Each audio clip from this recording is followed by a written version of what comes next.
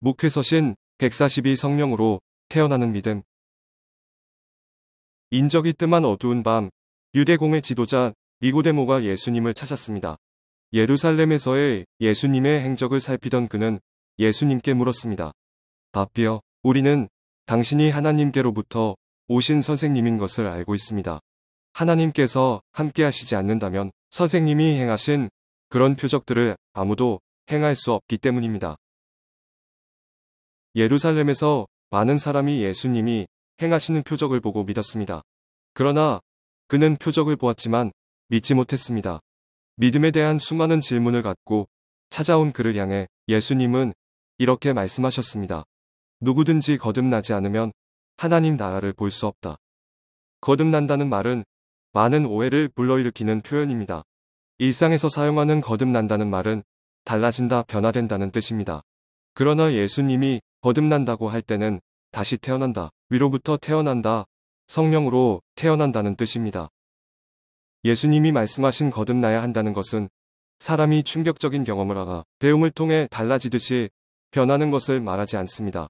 거듭난다는 것은 성령으로 말미암아 하나님의 자녀로 태어나는 것입니다. 거듭난다는 것은 존재의 본질이 육이 아닌 영으로 태어나는 것입니다.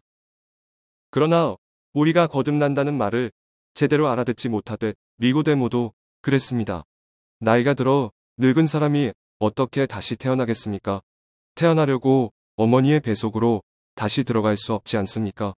그는 하늘의 말씀, 영의 말씀을 하는 예수님의 말씀을 알아듣지 못했습니다. 누구든지 물과 성령으로 태어나지 않으면 하나님 나라에 들어갈 수 없다. 육체로 난 것은 육체이고 성령으로 난 것은 영이다. 거듭나야 한다고 말한 것을 너희는 이상히 여기지 말라. 바람이 불고 싶은 대로 분다. 너는 그 소리를 듣지만 바람이 어디서 오는지 어디로 가는지 알지 못한다. 성령으로 태어난 사람도 모두 이와 같다. 교회는 오랫동안 물과 성령으로 태어나야 한다는 예수님의 말씀에서 물이 무엇일까를 해석하는 데 집중했습니다. 누군가는 물을 세례라 하고 누군가는 말씀이라고 누군가는 성령에 대한 이중강조라고 했습니다. 그러나 예수님의 말씀의 강조점은 물이 무엇인가에 있지 않습니다. 예수님은 물과 대비되는 성령으로 태어나야 한다는 것을 강조하고 있습니다. 굳이 물이 무엇을 뜻하는지를 해석하고 싶다면 물은 그냥 육체적인 출생을 가리키는 것으로 보는 게 본문의 흐름상 가장 자연스럽습니다. 산모의 양수가 터지며 물과 함께 생명이 태어나듯이 육체로 태어난 사람이 성령으로 태어나야만 하나님 나라에 들어갈 수 있다는 말씀입니다. 육체로 태어난 죽을 수밖에 없는 생명이 성령으로 태어날 때 영생을 얻게 됩니다. 그런데 성령으로 태어나는 것은 바람이 불 듯 성령의 주권적인 신비입니다. 니고데모는 다시 묻습니다. 어떻게 이런 일이 있을 수 있습니까? 우리가 묻고 싶은 질문입니다. 어떻게 해야 다시 태어날 수 있습니까? 성령으로 태어나려면 어떻게 해야 합니까? 바람의 길도 모르는 인생이 어찌 성령의 신비를 알 수 있겠습니까? 땅의 것을 말해도 믿지 않는 사람이 하물며 하늘의 것을 말하면 믿겠습니까? 다만 하늘에서 내려온 사람 곧 예수님 외에는 하늘로 올라간 사람이 없습니다.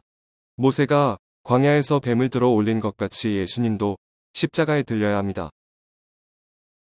그날 광야에서 들어 올려진 뱀을 본 사람은 살았던 것처럼 십자가에 들리신 예수님을 믿음으로 바라보는 사람은 영생을 얻게 될 것입니다.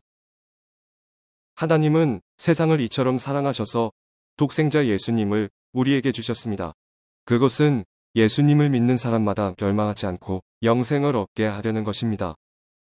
하나님께서 자신의 아들을 세상에 보내신 것은 세상을 심판하시려는 것이 아니라 그 아들을 통해 세상을 구원하시려는 것입니다. 아들을 믿는 사람은 심판을 받지 않습니다. 그러나 믿지 않는 사람은 이미 심판을 받았습니다. 하나님의 독생자의 이름을 믿지 않았기 때문입니다. 하나님 나라에 들어가기 위해 다시 태어나려면 어떻게 해야 합니까? 성령으로 태어나야 합니다. 영생으로 구원받으려면 어떻게 해야 합니까? 하나님이 아들 예수님을 믿어야 합니다. 그러므로 성령으로 태어나려면 하나님의 아들 예수님을 믿어야 합니다. 하나님의 아들 예수님을 믿으려면 성령이 나아야 합니다. 산모가 산통을 겪으며 아이를 낳듯이 성령이 예수님 안에서 우리를 낳습니다. 아이가 산도를 뚫고 태어나듯이 우리가 예수님을 믿음으로 영생을 얻습니다. 이것이 신비입니다. 우리는 믿고 성령은 확증하십니다. 성령은 낳고 우리는 구원받습니다. 멸망하지 않고 영생을 얻기 원하십니까? 예수님의 십자가와 부활의 복음을 믿으십시오. 예수님을 믿어 영생으로 구원받았습니까? 성령으로 낳으신 은혜를 찬양하십시오. 누군가가 구원받기를 원하십니까? 성령의 낳으심을 위해 기도하십시오. 그리고 담대히 복음을 전하십시오. 끝으로 예수님과 니고데모 사이의 거듭남과 믿음을 주제로 오간 대화의 내용도 중요하지만 한 가지 놓치지 말아야 할 것이 있습니다. 그것은 질문하는 니고데모와 대답하는 예수님의 모습입니다. 신앙은 질문으로부터 시작됩니다. 질문을 멈추면 신앙은 미신이 되어 병들기 시작합니다. 교회는 대답하는 공동체입니다. 솔직한 질문을 열린 마음으로 듣고 정직하게 대답하는 공동체, 자유롭게 질문하고 함께 탐구하며 진리를 추구하는 공동체가 진정한 신앙 공동체입니다. 사진 프랑스화가 이소의 우리의 구원자는 십자가 위에서 무엇을 보았는가?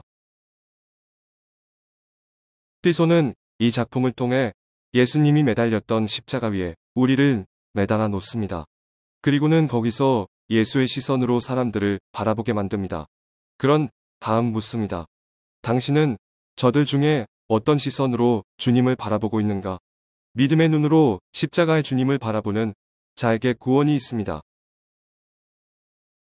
2021년 1월 6일 수요일 아침 권종열 목사